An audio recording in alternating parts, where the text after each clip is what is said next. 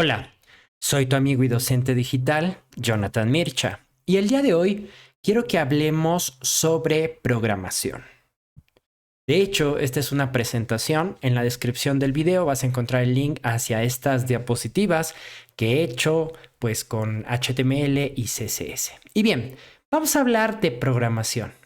Y muchas veces me ha pasado cuando me invitan a dar alguna charla o incluso ya saben que soy profesor acá en México, cuando doy cursos introductorios de programación, pues la mayoría de los estudiantes que no son afines, ya sea informática o ingeniería, en las carreras donde pues yo he tenido que enseñar programación como diseño, comunicación, arte, entre algunas otras, pues estas son algunos de los reflejos que veo en las personas, ¿no? Se empiezan a estresar por lo que les va a generar la programación, ¿sí? Entonces, a lo largo ya de mi experiencia docente, he concluido y he reunido algunos de los puntos por los cuales la gente cree que programar es difícil. Y a continuación les voy a poner algunos, ¿no?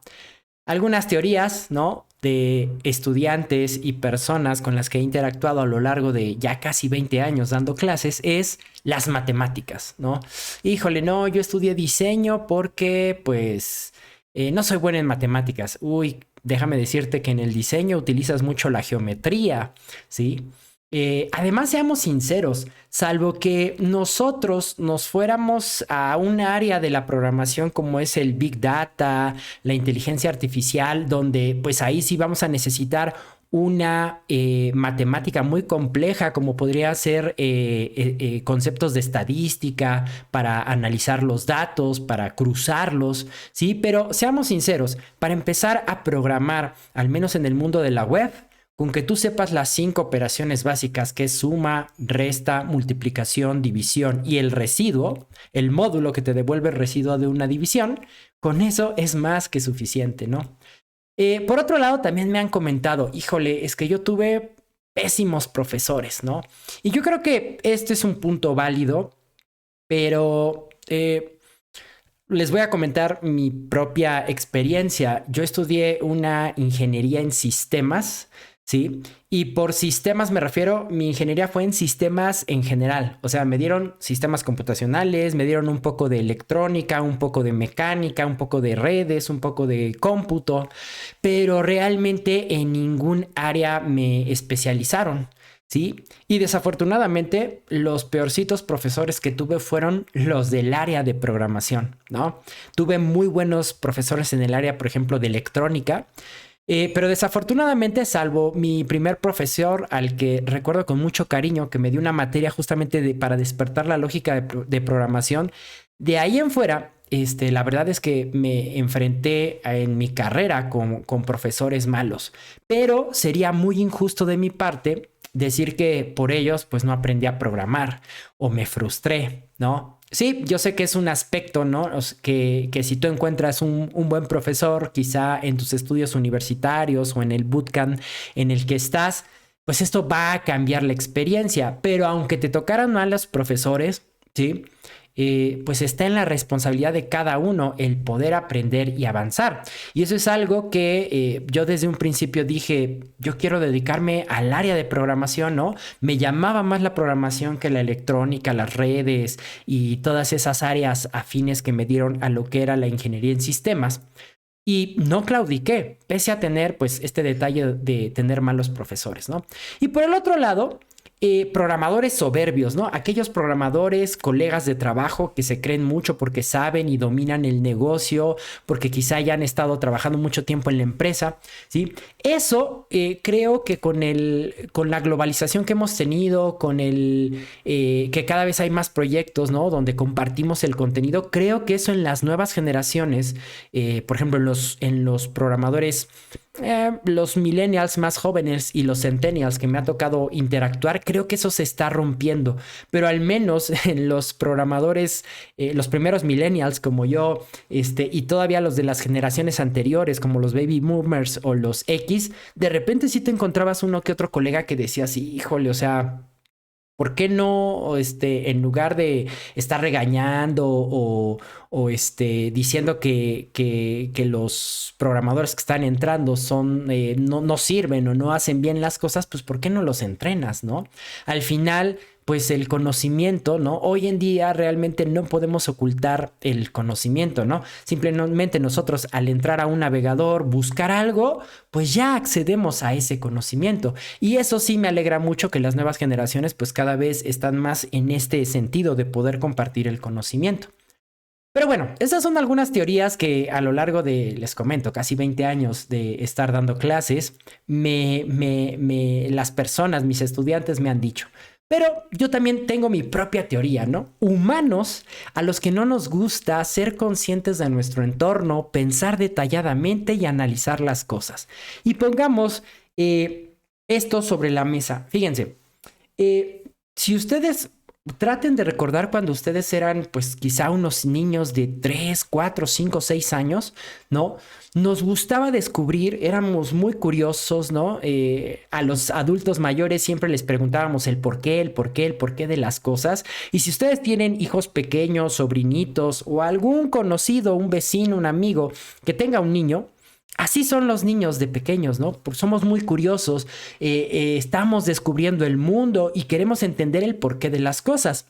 Desafortunadamente, conforme vamos creciendo, conforme la sociedad nos va moldeando, perdemos este interés, ¿no? Y justamente la programación radica un poco en eso, en ser conscientes de nuestro entorno, ¿sí? O sea, no solamente estar ahí como máquinas autoprogramadas haciendo las cosas. Cuando somos conscientes de nuestro entorno, conocemos lo que está a nuestro alrededor, sabemos cómo funciona o cómo podemos interactuar con ello. Sean cosas, sean otras personas, no sé, sean animales, ¿sí? Para aquellos que, por ejemplo, tenemos mascota. Pensar detalladamente. Muchas veces ya damos por hecho las cosas. Y la parte de la programación es entender cómo funcionan las cosas, ¿sí? Por eso analizar. Y cuando yo les pongo esto y les volteo, ¿no? Muchos dicen, no, sí, no, programar es difícil por las matemáticas, porque hay malos profesores, porque hay malos compañeros, en el gremio. Sí, pero también analízate que muchas veces no nos gusta pensar a detalle, analizar las cosas y ser conscientes de nuestro entorno, ¿no? Ahora, ¿qué es la programación? Yo te preguntaría. Y seguramente ahorita más que uno está yendo a Google a buscar qué es la programación. Bueno, miren, les he simplificado la chamba. Aquí hay una captura de pantalla cuando yo puse la palabra programar en Google, ¿no? Y vean estas definiciones, ¿no? Dicen establecer o planificar el programa de una serie de actividades. Y ahí nos da una oración como ejemplo. Bueno, de entrada esta definición está utilizando la palabra programa para definir el verbo, ¿no? Entonces como que no es muy buena que digamos. La segunda dice dar las instrucciones necesarias a una máquina para que realice su función de manera automática. De hecho, esta creo que es muy buena, aunque siento que es un poco fría, ¿no? Ahorita vamos a hablar eso de por qué fría. Y abajo, elaborar y aplicar programas informáticos. O sea, vuelve a definir con la misma palabra, en forma de sustantivo, ¿no? Y luego dice, la programación informática o programación algorítmica, acortada simplemente como programación, es el proceso de diseñar, codificar, depurar y mantener el código fuente de programas de computadoras y el código de fuente escrito en un lenguaje de programación, ¿no? Y ahí nos da el link hacia Wikipedia. Pero sinceramente todas estas definiciones, aunque la segunda creo que está muy bien, ¿no? Dar instrucciones necesarias a una máquina, ¿sí?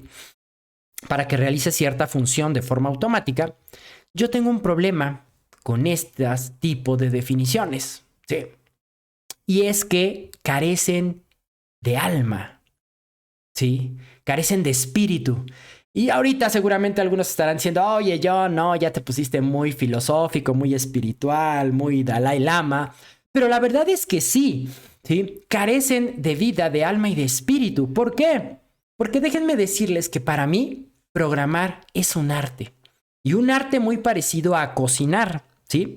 Pero ya de los chefs y los programadores hablamos al ratito, ¿sí? Entonces, ¿por qué les digo que programar es un arte? Algunos ahorita estarán diciendo, ¡ay! ya te estás exagerando mucho, estás siendo muy apasionados. Pero no, de verdad que programar es un arte.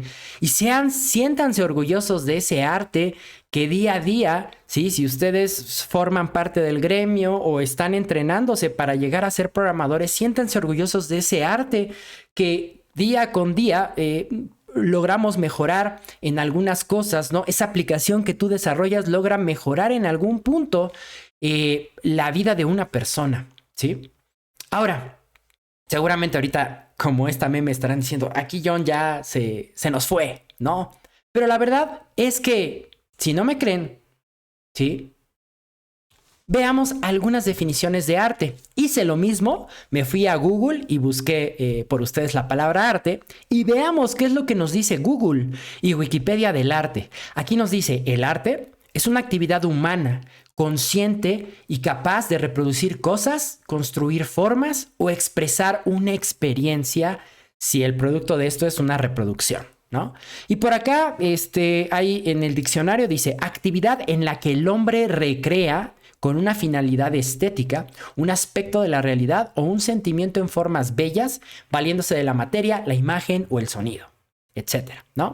Y luego conjunta de obras que resultan de esta actividad, así como de las diferentes tendencias o estilos de la misma. Arte romántico, arte barroco, etcétera, ¿sí?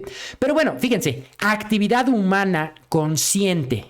Actividad humana consciente. Díganme si eso no es la programación.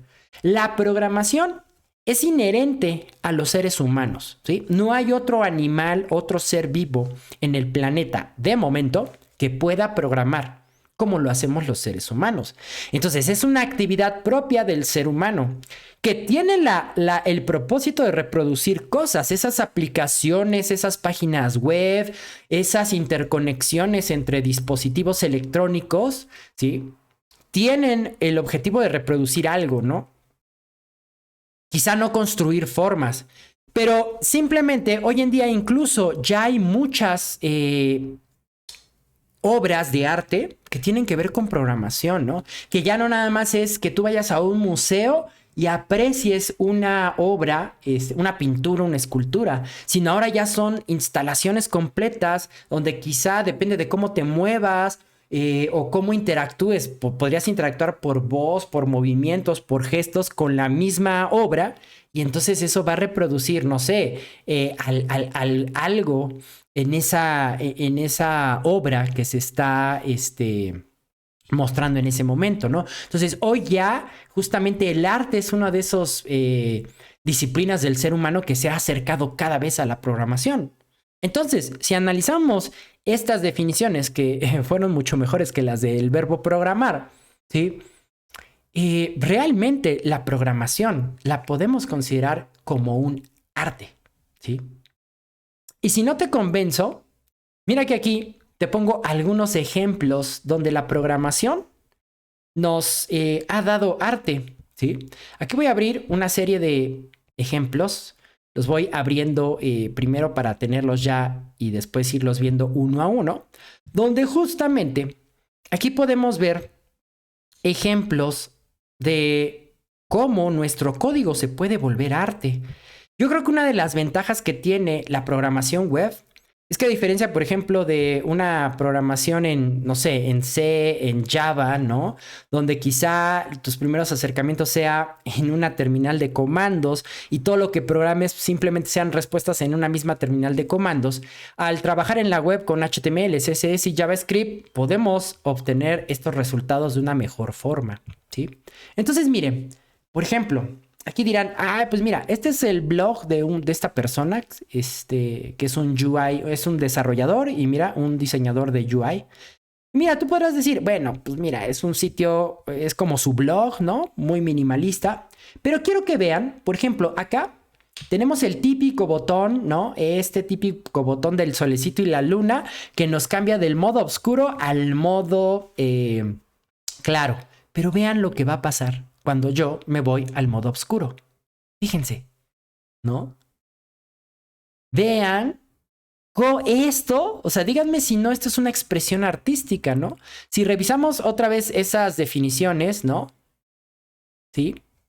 una expresión artística trata de producir algo en la persona que ve esto, ¿no? Díganme si esto no tiene creatividad, ¿no? No tiene vida, no tiene espíritu, no tiene alma. Y si lo analizamos ya desde un enfoque frío de la programación, pues realmente esto es muy sencillo de hacer, ¿no? Porque fíjense que hay este como efecto como de lamparita ahí que sigue al mouse, pues es una imagen en formato PNG que tiene cierto efecto de blur, ¿no? Y con opacidad alfa, que esa imagen PNG está siguiendo el movimiento del mouse, ¿sí? Y luego, por ejemplo, aquí cuando nos acercamos a la imagen de la persona, pues simplemente es en el hover, ¿no? Puso la imagen, pero con los ojos abiertos.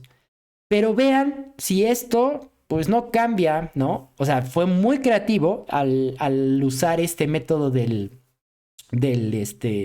modo dark y light en su sitio web, ¿sí? Si todavía no me crees, bueno, mira, aquí te dejo unos códigos.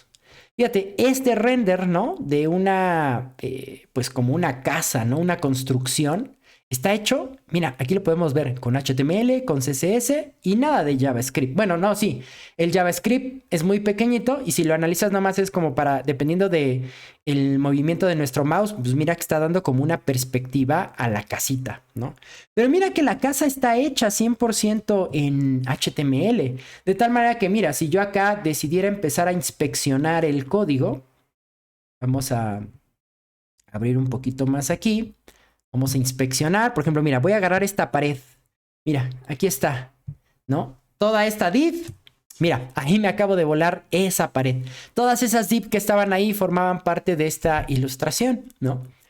He tenido la oportunidad de darle clases a arquitectos, programación. Y cuando les enseño este tipo de ejemplos dicen, wow, o sea, lo que se puede hacer con la programación. ¿Sí? Muy bien. Te voy a enseñar otro ejemplo más. Mira, este es muy similar al anterior y es pues como es el cuarto de cualquier gamer, ¿no? Y mira cómo ahí todo esto de igual manera, mira, está construido con puro HTML, con puro CSS y bueno, un poquito de programación JavaScript justamente para dar como ese sentido de que se mueve la habitación conforme nosotros estamos moviendo el mouse, ¿sí? Si tú estás metido en el mundo del frontend, ya sabes que hoy en día con CSS podemos dibujar, ¿no? Te dejo este CodePen donde, mira, están los héroes y villanos más populares tanto de DC Comics como de Marvel y todos están hechos, mira, con CSS. Por ejemplo, miren, acá este Batman está abriendo los ojitos, ¿no? Seguramente eso pues tiene una animación, ¿sí? Pero mira que si yo me voy, por ejemplo, aquí y selecciono el ojito de Batman, mira, aquí está, ¿no? Entonces, por ejemplo, si yo me vuelo algo de este Batman, vamos a ver, vamos a seleccionar solamente el ojo. Ahí está, ese es el ojo, mira, aquí está. Si yo me vuelo esta div, pues mira que ya he dejado tuerto al pobre Batman, ¿no? Y si revisas aquí el CodePen, el código fuente, te vas a dar cuenta justamente como, mira, de hecho este ni tiene CSS, digo, no tiene JavaScript, no todo es CSS y HTML. Todavía no te convenzo de que la programación, porque muchos dirán, nah, es que HTML y CSS es código, pero no es programación. Ok, pero al final estamos codificando, estamos escribiendo código, ¿sí? Recuerden, somos artesanos de código. Bien lo decía el creador del framework de... ahorita se me fue el nombre, pero el creador del framework Laravel, ¿no? Por eso sus comandos son artisan, ¿no? Artesanos. Para él, los que escribimos código somos artesanos, ¿sí? Fíjate, te voy a dejar este sitio que se llama Pure CSS Gallery, ¿no? Como te decía, hoy en día en la cuestión del arte se está volviendo muy popular dibujar con código CSS. Y si estas ilustraciones de los superhéroes de Marvel y de DC, pues dices, ay, están como muy sencillos, parecen vectores que pude haber dibujado en Illustrator. Oye, déjame decirte que esta Mona Lisa, esta pintura se ve muy realista. De hecho, mira, aquí te voy a dejar el sitio web de Diane Adrian Smith, que ella se considera una UI engineer. Y mira que ha creado obras. De hecho, esta chica se popularizó mucho porque por esta pintura que estoy aquí mostrándote, la entrevistó la BBC de Londres. Y de ahí ese reportaje se volvió muy popular. Y quiero que veas, te voy a mostrar en esta pestaña, mira, esta imagen no es efecto de pintura o hecha al óleo, no sé, todas esas técnicas que hay dibujando física, pintando físicamente. Esto es código CSS, a más no poder. Cada uno de estos cabellitos que tú ves es código CSS y HTML. Y mira, fíjate que voy a hacer lo mismo. Vamos a inspeccionar un pedazo de esta chica para que te des cuenta que, mira, por ejemplo, ahí está su labio inferior. Voy a seleccionar aquí el labio inferior, mira, y voy a eliminar esa div que dice bottom lip. Y mira cómo le he quitado el labio inferior, ¿no? De hecho se ve como muy chistoso, es como si se estuviera mordiendo así, como si estuviera mordiendo el labio inferior. Entonces ve, esto es arte y está escrito con HTML y CSS, ¿sí? Entonces, bueno, puedes indagar más en estos ejemplos, ¿no? ¿Todavía no te convenzo? Pues mira, estos logos que seguramente tú ubicas, ¿no? El logo de Netflix, el de Instagram, el de TikTok, e incluso un típico loader, esos códigos que usamos cuando estamos esperando la carga de una interfaz. Pues mira que esto está hecho con código. Si tú le das clic derecho a inspeccionar a mi presentación, que recuerda que en la descripción del video vas a encontrar esto. Si tú empiezas, mira, a seleccionar aquí, mira, aquí está el código, ¿no? Y aquí, mira, por ejemplo, aquí yo podría cambiar el código, el color de código de ese fragmento de la N de Netflix. Y mira cómo ahí está cambiando el color, ¿no? Mira, así de sencillo. Entonces, todos estos ejemplos, ¿sí? Y estos logotipos que he incluido aquí en la presentación, pues están hechos con código, ¿sí? Entonces, programar es arte y ciencia, ¿sí? Recuerda que tenemos dos hemisferios en nuestro cerebro y uno controla justamente la parte lógica, la parte analítica, la parte fría y el otro es la parte creativa. ¿Y sabes cuál es el problema que me he dado cuenta en las universidades, ¿sí? En las escuelas, en la academia, en estos casi 20 años que llevo dando clases, que justamente cometen el gran error de enseñar la programación solamente desde el componente científico, ¿no? Ah, no, la programación son matemáticas, son despejar ecuaciones, es frío todo, ¿no? Son cálculos. Dejando de un lado justamente la parte artística que te acabo de demostrar con estos ejemplos, ¿sí? Entonces, ese es el gran error que yo considero que tienen las academias y que hoy en día, pues hay que corregir mucho eso, ¿no? O sea, hay que tener esta perspectiva también de que la programación es arte. Y hay un detalle importante, a lo largo de estos 20 años en los que he dado clases, hay algunos puntos que yo te pongo aquí, ¿no? La programación es intuitiva e inherente de los humanos, ya te decía hoy en día, ¿no? Aunque está comprobado que hay algunas especies de animales, mamíferos, que tienen cierta capacidad de razonamiento, todavía no llegan al nivel de que puedan programar como un ser humano. Por eso es que la programación es inherente e intuitiva a los humanos, ¿no? Y hay un detalle importante, y esto siempre lo menciono en algunos de mis videos y en mis clases con mis estudiantes. Las cosas intuitivas se van a la memoria muscular, ¿sí? La memoria muscular es un área, ¿no?, de nuestro cerebro que registra ciertas cosas y esas cosas son donde ya prácticamente reaccionamos, no necesitamos pensar. Por ejemplo, a lo largo de toda esta charla que te he dado, ¿sí?, yo no he tenido que decirle a mi cerebro o a mi sistema respiratorio que respire, ¿no?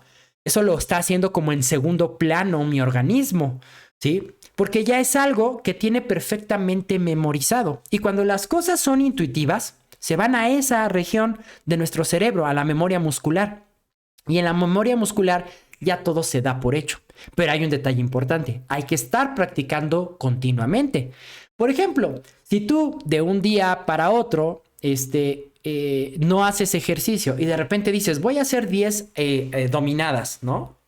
Pues difícilmente vas a poder hacer una o dos porque tus músculos no están acostumbrados a ese tipo de movimiento, ¿no? O si de repente dijeras, hoy voy a hacer un arco, ¿no? Pues puede ser que ni siquiera tengas la flexibilidad para ello. Y no te puedes comparar a, no sé, a una gimnasta que lleva 10 años de su vida haciendo ejercicio y que puede hacer esos movimientos. O a un atleta de la calistenia, ¿no? Que diario está entrenando y por lo menos hace, no sé, 50 dominadas. ¿Sí?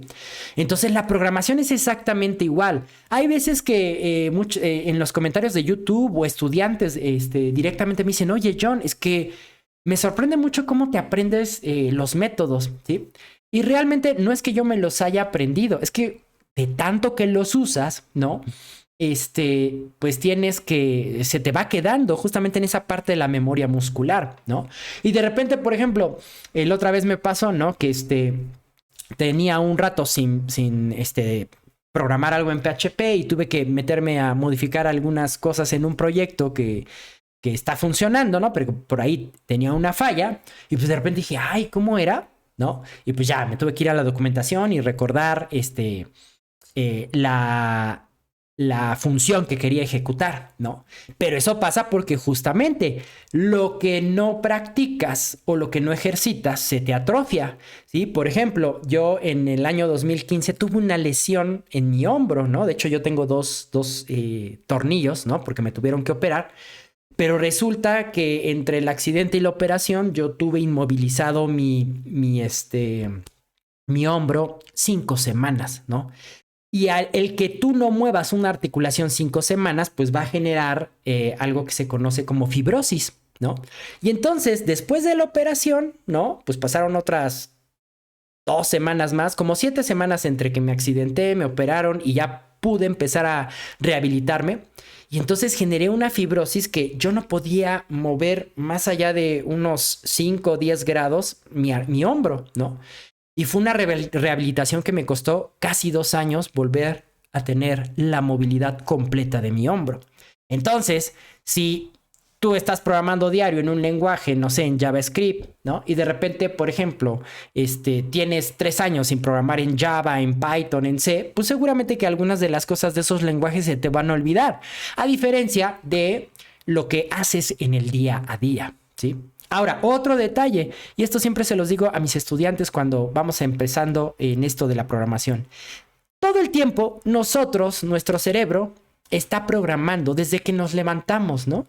Desde que, y porque recuerden que también, y ahorita lo vamos a ver cuando demos una definición un poco más artística y científica de la programación, ¿sí?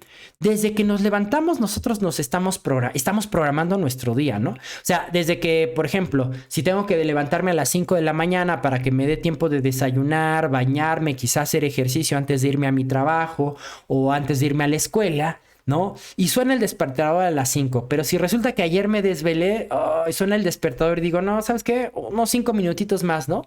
Y resulta que esos 5 minutitos más se volvió media hora. Entonces ya nos levantamos apurados, ¿no?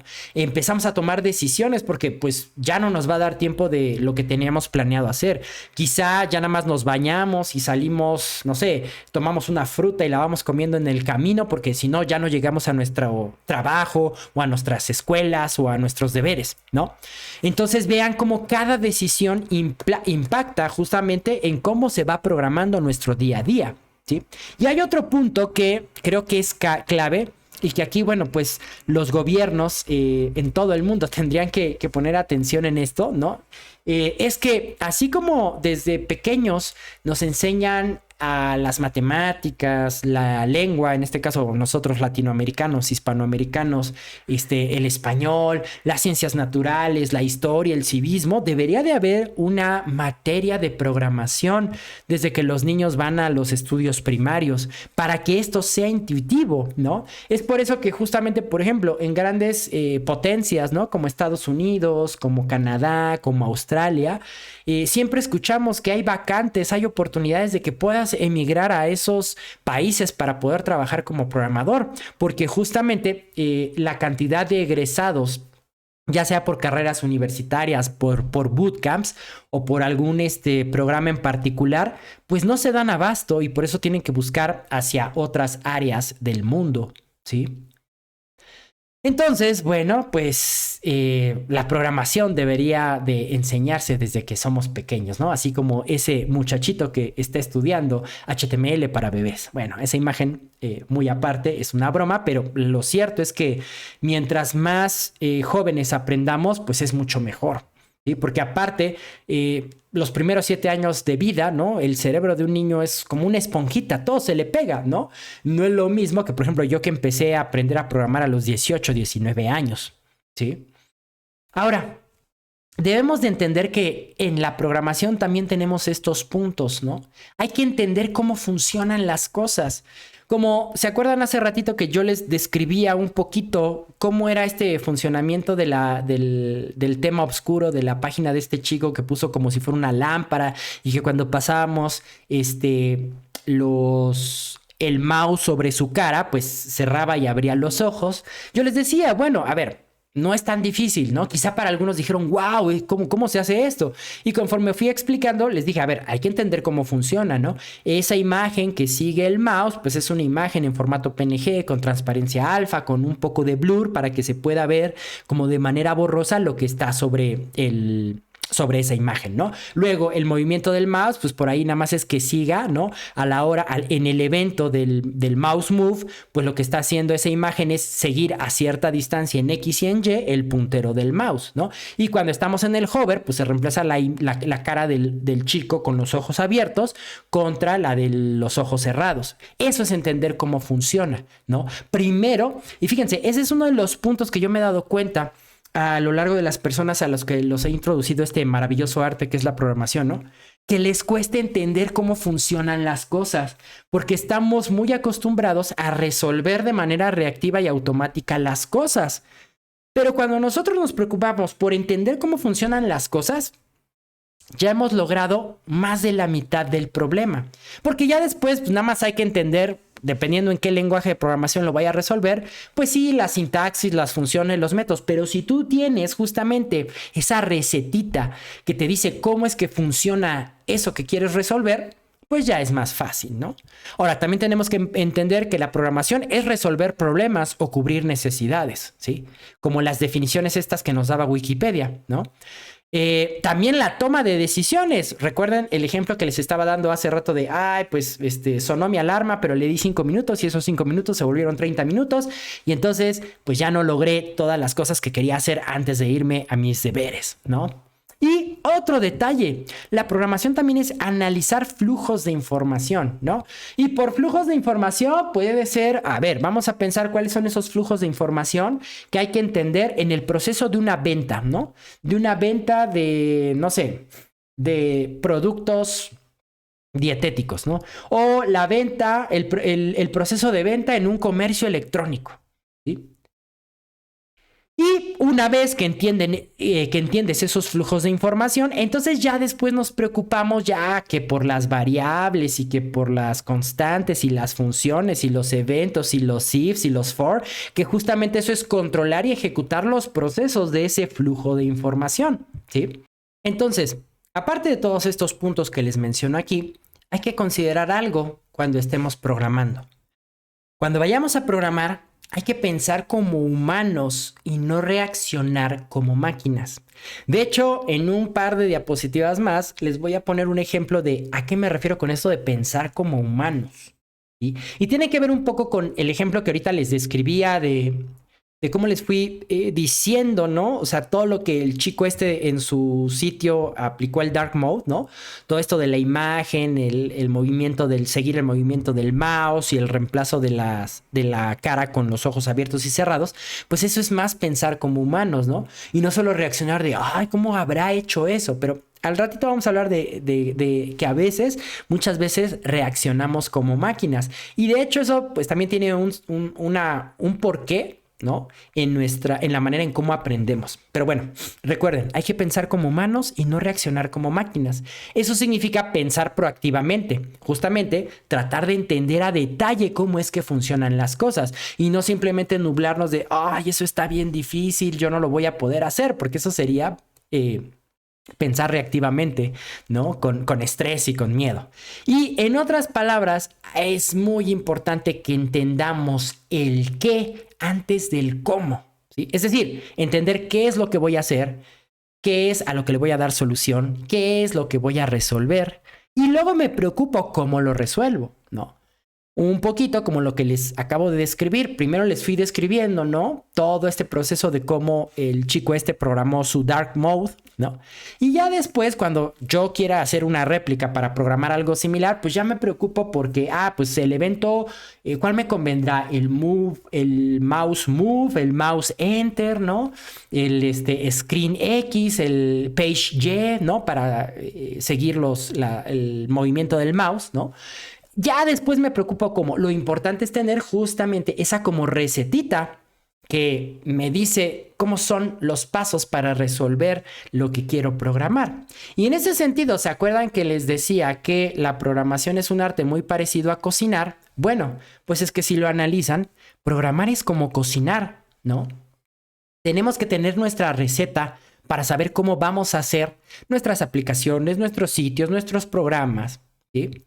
Y si se dan cuenta, esa receta, ¿no? La receta de la programación, ya hablando en una jerga de conceptos específicos para programadores, pues la receta de un chef no es más que el algoritmo que tiene que tener el programador. Recuerden que un algoritmo, aquí les estoy dejando una definición muy concreta, es una serie de pasos ordenados y finitos, ¿sí? ¿Por qué ordenados y finitos? Porque tienen que ser ordenados, ¿no? Y en algún momento tienen que acabar, ¿no? Para realizar una tarea o resolver un problema, una necesidad, ¿sí? Y por ejemplo, piensen en cualquier receta de cocina, pues tenemos que seguir, ¿no? Las cantidades, los pasos en el orden que nos dicen, porque pues si no, no sé, si quiero hacer unos hotcakes y resulta que les echo, no sé, le echo más huevo que harina a la mezcla, pues puede ser que salgan más masudos, ¿no? A diferencia que si les echo más leche, pues va a salir más aguada la mezcla y quizá ya no van a ser hotcakes, quizá parezca crepa eso que estoy preparando, ¿no? Entonces, pues a eso se refiere el algoritmo, ¿sí? Luego, cuando nosotros tenemos ya nuestra receta escrita en código natural, ¿no? En palabras que pueda entender cualquier humano, ¿sí? En lenguaje natural, pues el siguiente paso es irnos a hacer un diagrama de flujo, ¿no? Que el diagrama de flujo, pues justamente es una representación gráfica de un algoritmo, que muchas veces este proceso, ¿sí? Dependiendo el tipo de empresa para la que trabajes, ¿no? Si sea una empresa pequeña, grande, ¿no? Que tenga un gran equipo de desarrollo o quizá nada más eres tú y otro compañero, ¿no? Pues muchas veces este paso se puede obviar. Pero sobre todo, ¿no? Cuando ya en un proceso, por ejemplo, de que se está haciendo el desarrollo de una app, ¿no? Desde la parte del UX, desde la experiencia de usuario, pues ahí sí hay muchos diagramas de flujo. Y esos diagramas de flujo nos ayudan también a entender a los programadores cómo es que quieren y cómo es que la información va a pasar de una pantalla a otra, por ejemplo, ¿no? No sé, piensa en el desarrollo de una aplicación para poder comprar, no sé, un seguro de vida, ¿sí? O un seguro de auto. ¿Sí? Y ya después de que tenemos el algoritmo y el diagrama, pues pasamos al código de programación, ¿no? Que justamente es el conjunto de instrucciones que dependiendo del lenguaje, el lenguaje lo va a interpretar o lo va a compilar, ¿sí? Y pues ya se genera la aplicación, el sitio o lo que estemos trabajando, ¿sí? Entonces, fíjate, ¿te acuerdas que te dije que te iba a poner un ejemplo donde te iba a hacer pensar proactivamente, aunque tú me contestaras reactivamente? Me daría mucho gusto saber qué es lo que ustedes, cómo es que logran estructurar este pequeño problema que les voy a dar a resolver.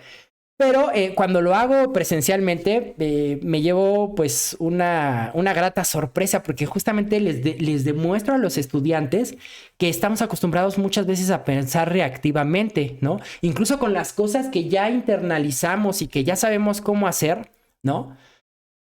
Muchas veces se nos olvida como los principios básicos de esas cosas. Y eso es lo que nos invita a la programación, a pensar proactivamente, a pensar en todos los detalles alrededor, ¿sí? A pensar en nuestro entorno. Recuerda estas diapositivas que te mostraba al inicio sobre los conceptos de programación que yo considero importantes, ¿no? O hay que ser conscientes de tu entorno, pensar detalladamente y analizar las cosas. Entonces, mira, hagamos un pequeño experimento. Ponle pausa después de la siguiente diapositiva y trata de resolver un poco el cuestionamiento que te voy a dar. Y entonces, fíjense, la pregunta es esta. ¿Cómo determinamos si un número dado es par o impar? Piénsalo durante 5, 4, 3, 2, 1. ¿Cómo determinamos si un número dado es par o impar? Si yo te dijera 85, ¿sí? Pues es impar, ¿no? Si yo te dijera 1048, par. Si yo te dijera 75, impar. Si yo te dijera 173, impar. Si yo te dijera 288, par. Si yo te dijera 645, impar, ¿no?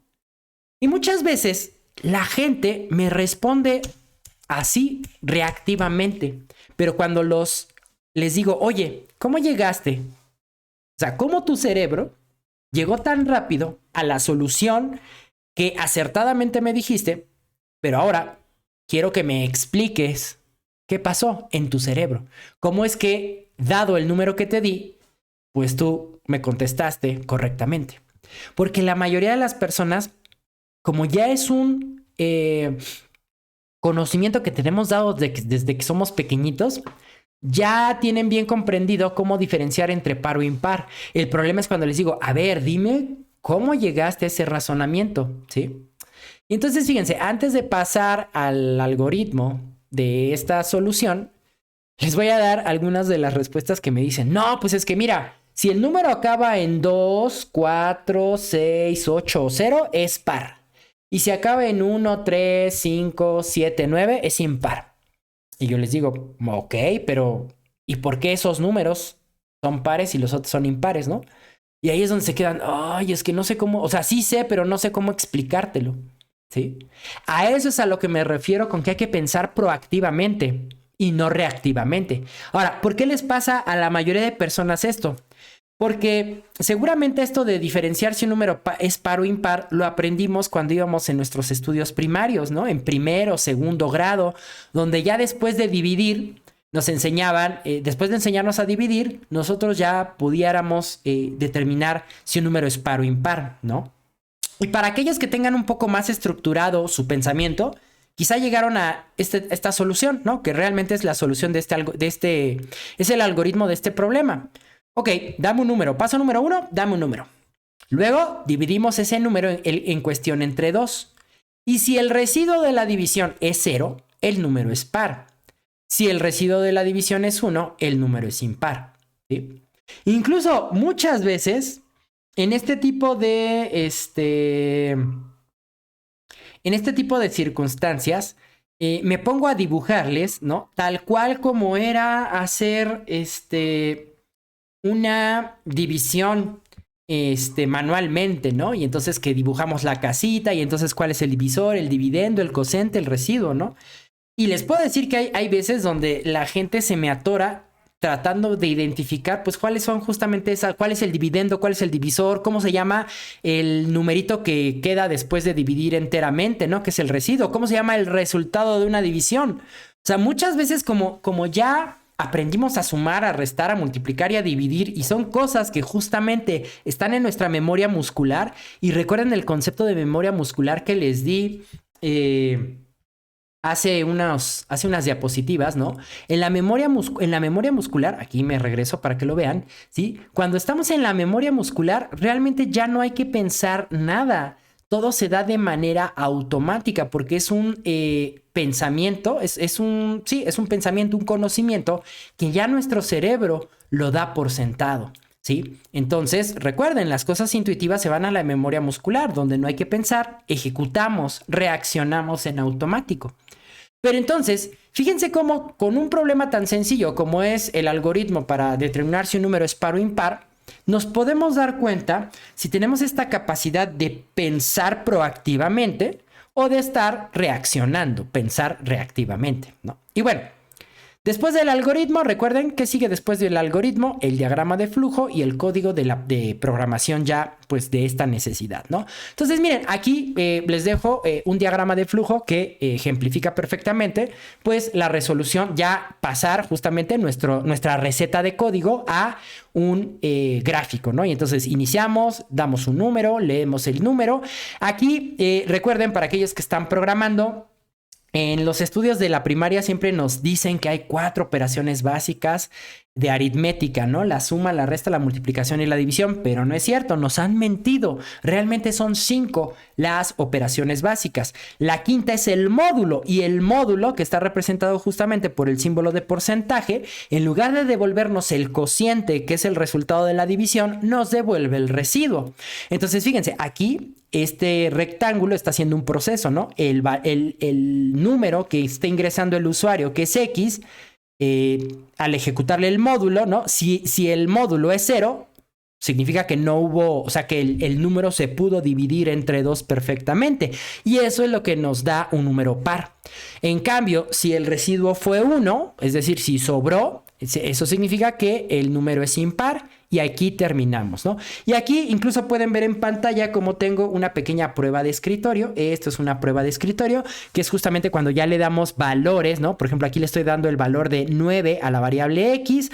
9 dividido entre 2, el residuo es 1 y por ende 1 es diferente de 0. Entonces, el resultado de este número es par, ¿sí?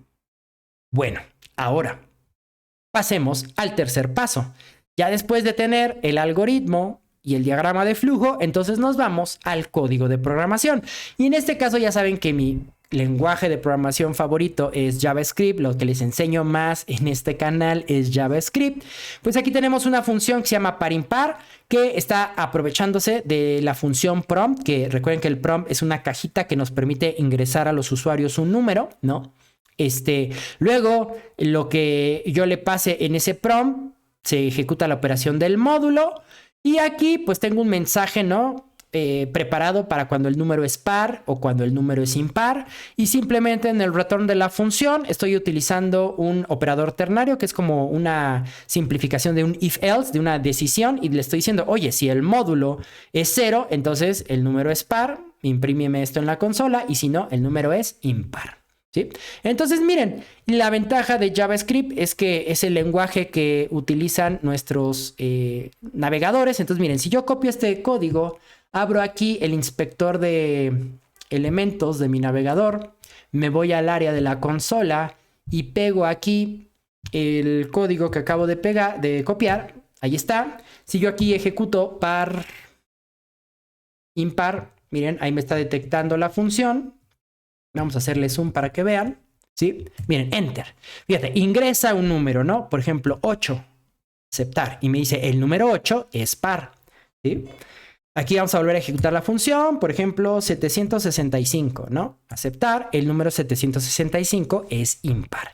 Y así sucesivamente. Entonces, vean cómo en este pequeño ejemplo les he pues llevado los 3 pasos importantes que hay a la hora que programamos, ¿no? Tener lo que yo llamo la receta de la programación, ¿no? Tener nuestro algoritmo. Lo ideal es tener el diagrama de flujo, aunque también te vas a dar cuenta que conforme te vayas volviendo un poco más experto, quizá esto para pequeños proyectos o proyectos donde no te lo exijan, lo podrás omitir y directamente del algoritmo saltar al código de programación, ¿no? Pero ve cómo, pues ahí está ejemplificado en este pequeño problema de determinar si un número par, si un número dado es par o impar, ¿sí?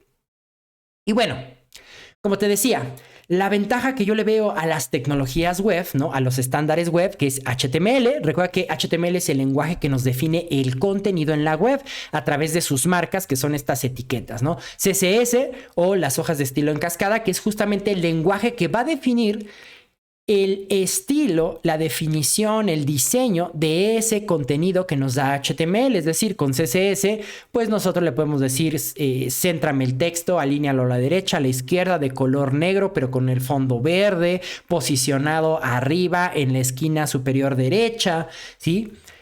Todo eso nos los va a dar CSS, aunque ya vieron que con CSS también podemos generar una cuestión más artística. Y finalmente, como ya vimos, pues JavaScript es justamente el lenguaje que ya le provee interactividad a la web.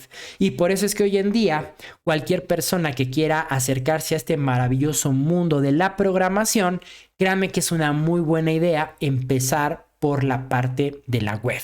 Porque con estas 3 tecnologías, HTML, CSS y JavaScript, puedes hacer cosas como las que les acabo de mostrar, ¿no? Y aplicativos como comercios electrónicos, sitios web, interfaces de administración, videojuegos incluso, porque con HTML5 podemos hacer videojuegos, que también es otra área, ¿no? Que se puede profundizar en el tema de la programación y que con estas 3 tecnologías lo podemos llevar a cabo. Bueno, pues no me queda más que agradecerles mucho por haberse tomado el tiempo de estar en esta pequeña charla virtual que he decidido dar aquí en mi canal sobre el tema de la programación. Es una charla que constantemente doy en mis clases introductorias, en algunas conferencias o talleres a los que me invitan, y pues la verdad es que no quería dejar... más bien quería compartirlos con mi audiencia justamente del canal de YouTube. Y bueno, cuéntenme en los comentarios qué les parece todos estos comentarios que les estoy diciendo, todos estos puntos de vista sobre la programación. Déjenme en los comentarios y... ya nada más mencionarles que aquí les dejo un video justamente donde ya me puse un poco más romántico con esta cosa de por qué programar es un arte. De hecho, es uno de los videos que cuando tú llegas a mi canal es uno de los primeritos que vas a ver ahí, ¿no? Entonces, si no te has dado la oportunidad de verlo, dale una revisada y también cuéntame si te dejó algunos sentimientos encontrados esta reflexión que yo hago, ¿no? Y bueno, finalmente también recordarles que en mi sitio web, johnmircha.com, recuerden que tengo una sección de cursos y aquí en mis cursos recuerden que en esta línea de tiempo, dependiendo del perfil para el que tú te quieras especializar, ya sea diseño front, en desarrollo backend con JavaScript, con PHP, en fin, todos los diferentes cursos y tutoriales que te ofrezco de manera gratuita con mucho gusto aquí en mi canal, en esta página, aquí te enseño la ruta por la cual puedes comenzar a trabajar. Yo sé que quizá si te vas a mi canal, pues es un poquito como más caótico ahí o que no sepas como por dónde empezar. Si tú te vas a esta página, aquí te explico, ¿no? Por ejemplo, estos son los cursos, los videos que sí o sí son básicos para cualquier perfil en la web, ¿no? Como es saber HTML, saber manejar tu Visual Studio, los fundamentos de CSS, manejar la terminal de comandos, Git y GitHub, JavaScript, Markdown, etcétera, ¿no? Entonces, aquí te dejo como los contenidos obligatorios, los contenidos que son complementarios dependiendo de si... puede ser que te sirva para el perfil que tú estás pensando. También por aquí algunos blogs que te dejo, ¿no? Sobre consejos en general para desarrolladores, próximos cursos que estoy por sacar en mi sitio, en mi canal. Y bueno, aquí también ya en cada ruta de aprendizaje, pues igual, ¿no? El contenido obligatorio, el contenido complementario y de cualquier manera aquí una breve explicación que pues te va a ayudar justamente a llevar de una mejor manera, sobre todo si ya has decidido empezar en este maravilloso mundo del diseño y la programación web. Pues bueno, yo soy su amigo y docente digital, Jonathan Mircha. Espero que hayan disfrutado la charla que les di el día de hoy y recuerden, programar es un arte, ¿sí? Sean felices, hasta siempre, bye. Siéntanse orgullosos de las obras que día a día están haciendo con su código y recuerden que en algún punto ese código está mejorando la experiencia o la vida de otras personas. Recuerden, la programación nos da superpoderes. Sean su propio superhéroe. Bye.